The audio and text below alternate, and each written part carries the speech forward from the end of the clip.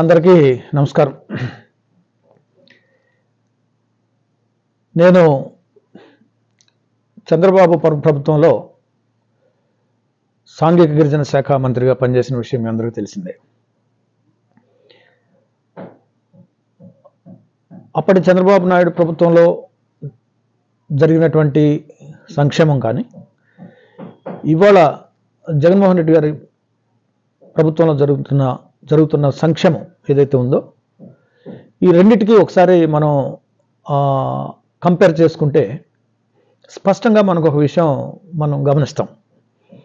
అదేంటంటే, చంద్రబాబు రాష్ట్రం అభివృద్ధి చెందితే ఆ అభివృద్ధి ఫలితాలు ఆటోమేటిక్గా పేదలకు వస్తాయని చెప్పి నమ్మేటువంటి ఒక వ్యక్తి. అంటే ఒక పెత్తందారీ వ్యవస్థ మీద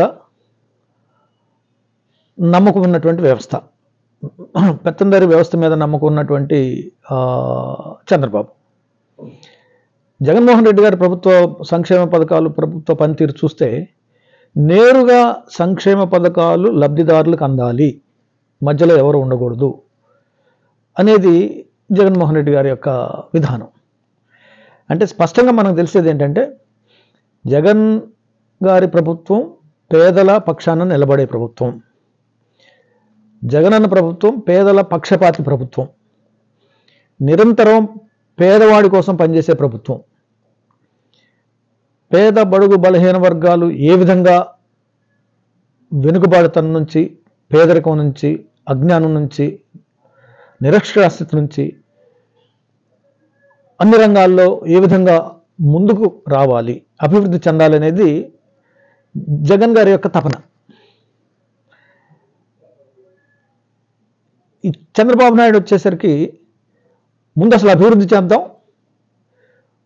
ఈ అభివృద్ధి యొక్క ఫలితాలు వాటంతటికి అవే గ్రామ స్థాయికి వెళ్ళిపోతాయని నమ్ముతాడు. అయితే ఇక్కడ జరిగేది ఏంటంటే, ఈ అభివృద్ధి వలన చంద్రబాబు నాయుడు గారు చేసేటువంటి అభివృద్ధి ఏదైతే ఉందో, ఆ అభివృద్ధి వలన లబ్ధి పొందేది కేవలం ఒక వర్గమే. కొంతమంది మాత్రమే లబ్ధి పొందుతారు, కోటీశ్వరులు అవుతారు. 100 కోట్లు ఉన్న వాళ్ళు 1000 కోట్లు సంపాదిస్తారు, 1000 కోట్లు సంపాదించే వాళ్ళు 1,00,000 కోట్లు సంపాదిస్తారు. ఈ అభివృద్ధికి సంబంధించినటువంటి ఫలితాలన్నీ కొద్ది మందికి మాత్రమే అందుతాయి తప్ప అట్టడుగు ఉన్నటువంటి ప్రజలకు అందవు. ఈ విధానం మంచిది కాదు, ఇది తప్పుడు విధానం అని చెప్పేసి జగన్మోహన్ రెడ్డి గారు ఈ సంక్షేమ పథకాలని నేరుగా పేద ప్రజలకు అందించేటువంటి ప్రక్రియ ఆయన మొదలుపెట్టాడు. ఇది సమసమాజ నిర్మాణంలో ఆయన తీసుకున్నటువంటి ఒక విప్లవాత్మకమైనటువంటి విధి విధానం. బాబాసాహెబ్ అంబేద్కర్ ఏ సమసమాజ నిర్మాణం కోసం కలగన్నాడో, ఏ అసమానతలు రూపుమాపటానికి ఆయన జీవితం అంతా పోరాటం చేశాడో, ఏ వివక్ష పోవాలని బాబాసాహెబ్ అంబేద్కర్ తన జీవితం అంతా ఉద్యమం చేశాడో, ఏ స్త్రీ జాతి అభివృద్ధి చెందాలి, వాళ్ళ యొక్క ఆత్మగౌరవాన్ని పెంపొందించే విధంగా, పురుషులతో పాటు సమానంగా జీవించే విధంగా అంబేద్కర్ పోరాటం చేశారు. ఈ అంబేద్కర్ బాటలో నడుస్తూ ఆయన ఆశయాలకు, ఆదర్శాలకు కట్టుబడి ఇవాళ జగనన్న ప్రభుత్వం పనిచేస్తుంది. ఆర్థికంగా, రాజకీయంగా, సామాజికంగా అన్ని రకాలుగా ఈ అసమానతలు తగ్గి సమసమాజ నిర్మాణం జరగాలనేటువంటిది జగనన్న యొక్క ధ్యేయం. అదే అంబేద్కర్ బాటలో ఆయన నడుస్తున్నాడు. ఇక చంద్రబాబు విషయానికి వస్తే, ఒక పెద్ద రాజధాని నిర్మించాలి, ఒక ప్రపంచంలో అతిపెద్ద నగరాన్ని, మహానగరాన్ని నిర్మించాలా, తద్వారా రాష్ట్రాన్ని అభివృద్ధి చేయాలి అనేటువంటి ఒక ఊహాజనితమైనటువంటి కార్యక్రమాన్ని తీసుకుని ఇటు రాజధానిని నిర్మించలేకపోయాడు, తాత్కాలిక రాజధానిని నిర్మించారు. పేదవాడికి మాత్రం జరిగింది శూన్యం. ఒక సాంఘిక గిరిజన శాఖ మంత్రిగా నేను SC/ST సప్లాన్ నిధుల్ని సమర్థవంతంగా, అవినీతికి తావు లేకుండా నేరుగా పేద ప్రజలకు అందించడం కూడా ఆ రోజు ఆయన ఇష్టపడలేదు, సంపూర్ణంగా ఇష్టపడలే.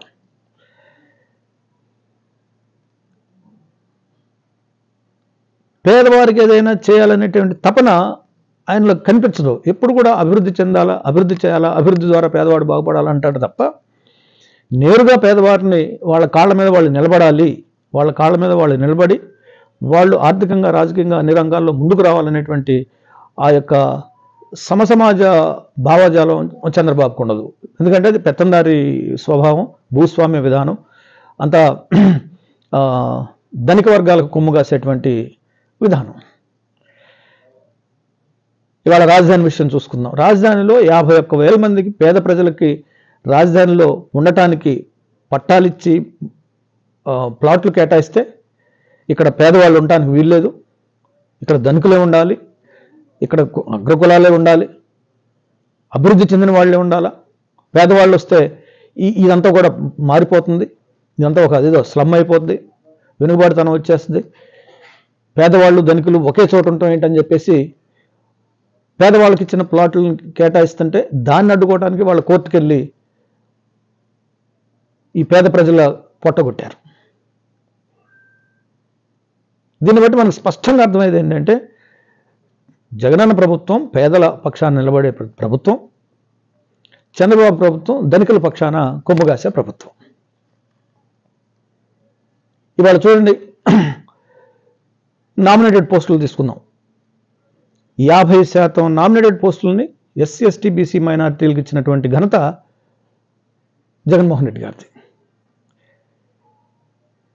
ఎస్సీ ఎస్టీ బీసీ మైనారిటీలకు రాజకీయ ప్రాతినిధ్యం కల్పించాలి, వాళ్ళని రాజకీయంగా ముందు పెట్టాలి, రాజకీయ సాధికారతను సాధించాలి, ఆత్మగౌరవాన్ని పెంపొందించాలి, ఇతరులతో పాటు సమానంగా వారు కూడా అధికారాన్ని అందుకోవాలి, పంచుకోవాలి అనేటువంటి ఒక పెద్ద ఒక ఉద్దేశంతో, మహోన్నతమైనటువంటి ఉద్దేశంతో వాళ్ళ 50% నామినేటెడ్ పోస్టులని ఎస్సీ ఎస్టీ బీసీ మైనారిటీలకు కేటాయించినటువంటి ఘనత జగన్మోహన్ రెడ్డి గారిది అని చెప్పేసి సందర్భంగా నేను తెలియజేస్తున్నాను. నామినేటెడ్ పోస్టులు ఇవ్వాలి, భర్తీ చేయాలంటే చంద్రబాబుకి అసలు ప్రాణమే ఒప్పుకోదు. మేము ఎన్నోసార్లు మా కళ్ళారు చూసాం. అట్లా పూర్తి భర్తీ చేయకుండా 5 ఏళ్ళు కాలం వ్యాపం చేసేస్తూ ఉంటాడు. ఇవ్వాలంటే ఆయనకి ఒక పేదవాడికి ఒక పోస్ట్ ఇవ్వాలంటే ఆయన ప్రాణం అప్పదు. ఇది మనం స్పష్టంగా ఈ 2 ప్రభుత్వాల మధ్య తేడా మనం చూస్తూ ఉన్నాం.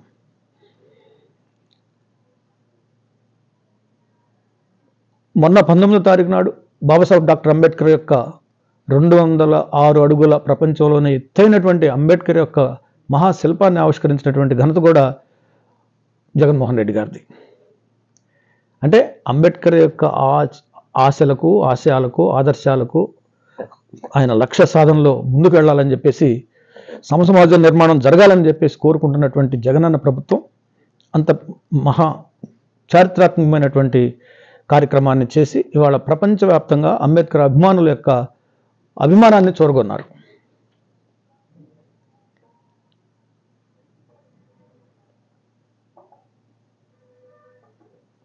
ఇవాళ రాష్ట్రంలో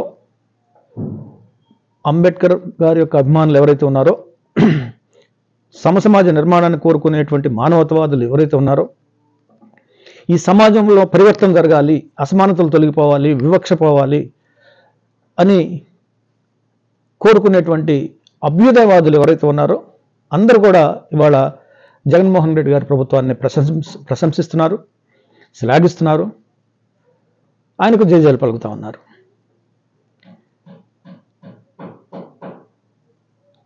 కాబట్టి జగనన్న సంక్షేమ పాలన ఏదైతే ఉందో ఇది కొనసాగాలి, సంక్షేమ పాలన ముందుకు వెళ్ళాలి.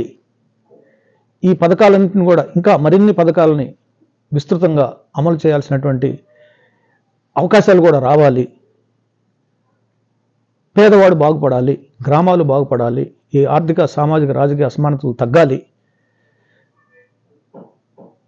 అప్పుడే ఈ సమాజంలో పరివర్తన జరుగుతుంది, బాగుపడుతుంది, సమసమాజ నిర్మాణం జరుగుతుందని కోరుకునే ప్రతి ఒక్కరు కూడా జగనన్న పరిపాలనకు మద్దతునివ్వాలి, అండగా ఉండాలి, ప్రోత్సహించాలి, మరలా అధికారంలోకి తీసుకురావాలని చెప్పేసి మీ అందరినీ నేను కోరుకుంటూ జై భీమ్.